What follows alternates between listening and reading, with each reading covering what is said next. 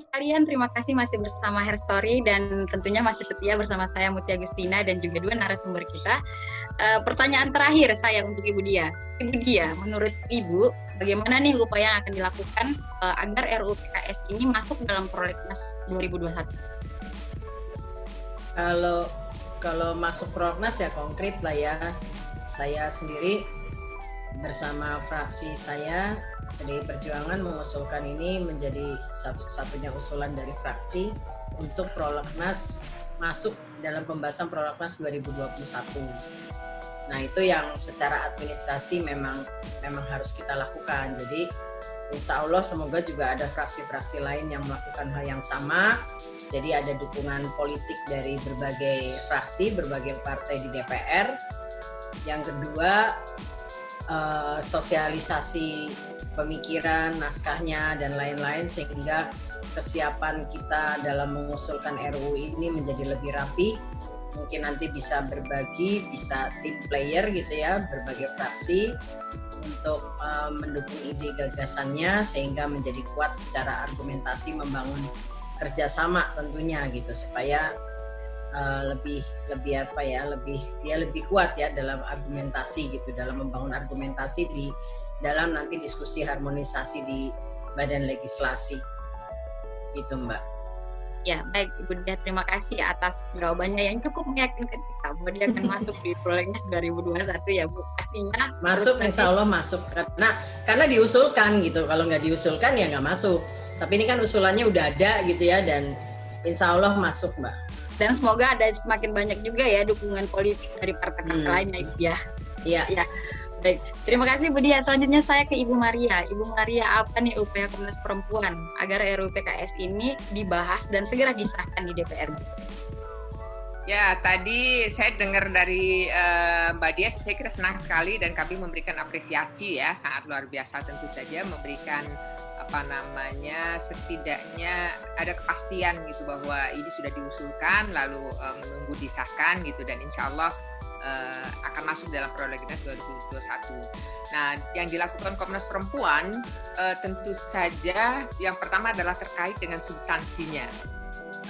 Dalam substansi ini kami mencoba berulang kali gitu ya, mereview dengan beberapa pakar, dengan beberapa pemangku kepentingan gitu ya, untuk mendialogkan kembali terkait dengan RUU penghapusan kekerasan seksual ini.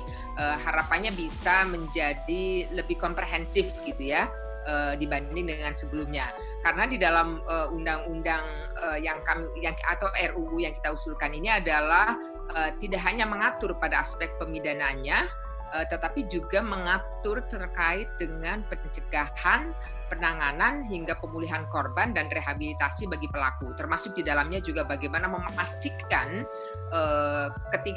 setelah disahkan undang-undang ini bisa diimplementasikan gitu, sehingga ada juga di situ diatur tentang pemantauannya.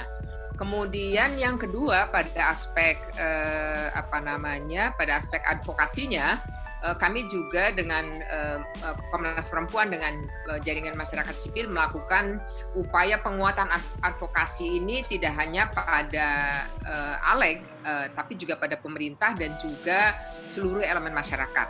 Jadi dengan beberapa simpul-simpul jaringan, baik jaringan masyarakat sipil di kalangan LSM, di kalangan akademisi maupun di kalangan ormas-ormas keagamaan. Kami juga melakukan upaya-upaya untuk memberikan pemahaman sekaligus juga dukungan. Jadi bahasa kami adalah dialog tentang RUU PKS supaya tidak terjadi miskomunikasi atau masyarakat mendapatkan informasinya hanya sepihak dari media sosial, tetapi ini betul-betul dibahas bersama, dibaca bersama, dibahas bersama, dan dikritisi bersama untuk mendapatkan masukan-masukan.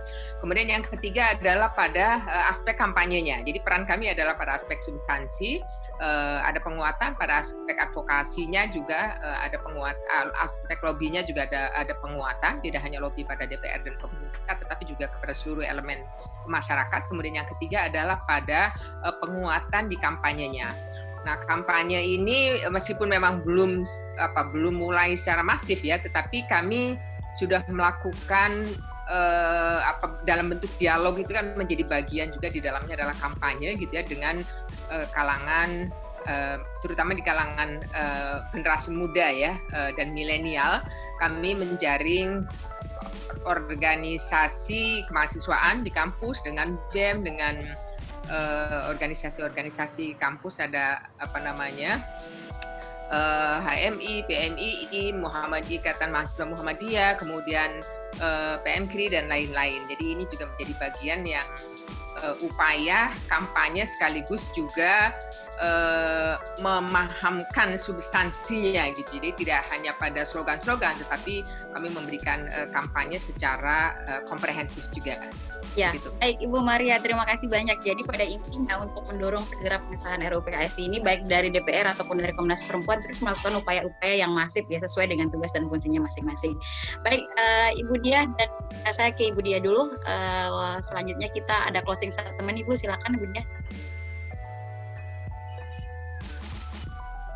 Ya, tentunya kita berharap support dari berbagai elemen masyarakat yang concern, yang concern tuh yang memberikan perhatian terhadap proses kekerasan yang makin marak terjadi di Indonesia.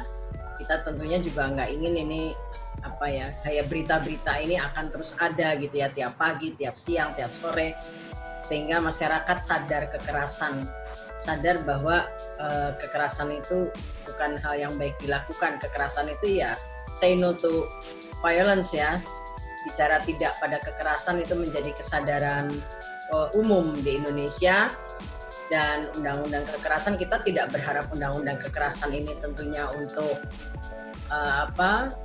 untuk menghukum gitu. Kita berharap undang-undang ini justru untuk mencegah. Undang-undang ini selain punya fungsi pidana, tapi juga kita nggak berharap orang dipidana gitu. Kita berharap orang tidak melakukan kesalahan sehingga menghindari tindakan pidana gitu. Artinya undang-undang ini secara besarnya itu kita ingin tentu di salah satu yang upaya untuk mencegah terjadinya kekerasan seksual, dan semoga kesadaran publik itu menjadi dukungan bagi kita semua, terutama teman-teman DPR yang akan mengusulkan ini menjadi undang-undang RUU yang salah satu yang akan dibahas di Prolegnas. Dan insya Allah semoga ini juga berhasil disahkan menjadi undang-undang. Baik, terima kasih Bu Diah. Ibu Maria, silakan closing statement-nya. Ya, terima kasih. Kekerasan seksual ini adalah salah satu bentuk kejahatan kemanusiaan yang saya kira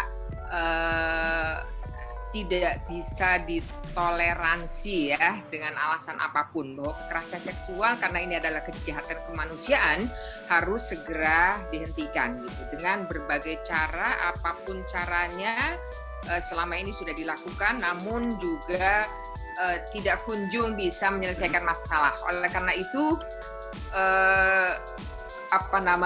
dengan melalui rancangan undang-undang penghapusan kekerasan seksual ini diharapkan bisa menyelesaikan kasus-kasus atau menghentikan kekerasan seksual secara sistemik gitu ya, dari mulai pencegahannya bisa kita lakukan, kemudian penanganan terhadap korbannya juga bisa mendapatkan layanan yang komprehensif gitu ya, kemudian kepada pelakunya tidak hanya dipidana tetapi juga direhabilitasi. Boleh jadi dia terpengaruh oleh sistem lingkungan, tetapi ini yang kemudian diharapkan melalui RUU PKS ini ada rehabilitasi sehingga ada penjeraan sekaligus juga ketidakberulangan terhadap kekerasan seksual. Dan tentu saja untuk itu diharapkan juga konsolidasi dari semua pihak. Dan yang terakhir saya kira kami mengajak kepada semua pihak untuk bersama-sama mendorong agar RUU penghapusan kekerasan seksual ini bisa disahkan. Tentu saja tidak semua orang sepakat atau tidak semua setuju. Mari yang tidak bersetuju kita berdialog bersama-sama untuk melihat bersama-sama dan memberikan masukan bersama-sama agar upaya kita untuk menghapuskan berbagai bentuk kejahatan kemanusiaan ini bisa terlaksana dengan baik secara sistemik ya, tidak hanya pada aspek fisiknya, tetapi juga pada aspek sistem hukumnya, pada aspek tadi. Jadi semua